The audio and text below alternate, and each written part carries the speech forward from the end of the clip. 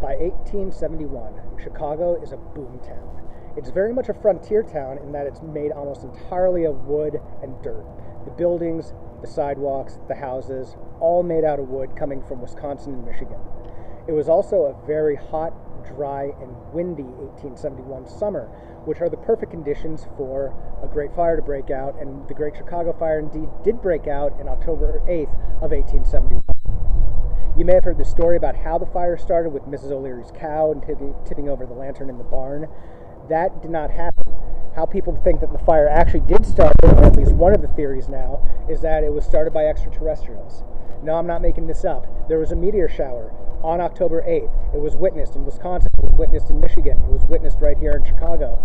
There were fires that broke out in Wisconsin, Michigan, and Chicago, including the Peshtigo Fire and the Great Chicago Fire, all on October 8th, all during this meteor shower. So around 8 p.m. at night, the fire breaks out. It starts from the South Loop, just north of Roosevelt Road, goes all the way up to about where the petting zoo in Lincoln Park Zoo is nowadays. It left a path of devastation about 4 square miles long, leaving 100,000 of those 350,000 residents without homes. It left about 200 people dead, and it left the city smoldering. The saying became, build while the ground is still hot. That's how the second city started to be developed and built, using not wood, but using steel. The use of steel allowed buildings to become stronger, safer, and taller, giving rise to the first skyscraper between the fire and when the World's Columbian Exposition comes here. At 10 stories high, it was the tallest building, and it just blew everybody away.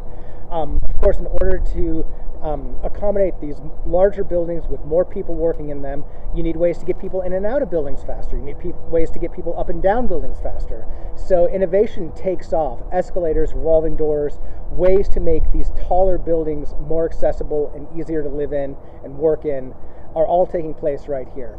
And so much so that by 1893, the gates to the World's Columbian Exposition opens, and this building right behind me was one of those buildings. This is the Palace of Fine Arts. Now you probably know it as the Griffin Museum of Science and Industry, but at the time it was the Fine Arts building and one of 14 major buildings that were accompanying this lagoon for the Columbian Exposition. All of these buildings and all the other accommodations for the fair were painted this brilliant stucco white. So as fairgoers could see at sunset, the electric lights come on for the first time. The first time street lights had ever been used on a large scale was right here.